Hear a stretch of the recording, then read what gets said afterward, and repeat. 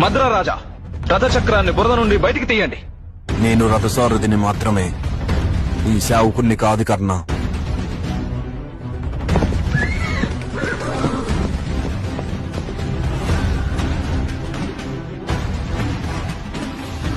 ఈ యుద్ధం పూర్తయిన తరువాత ఈ మాతకు నీ జన్మ వృత్తాంతాన్ని ప్రకటించేందుకు అనుమతి నివ్వు పుత్ర.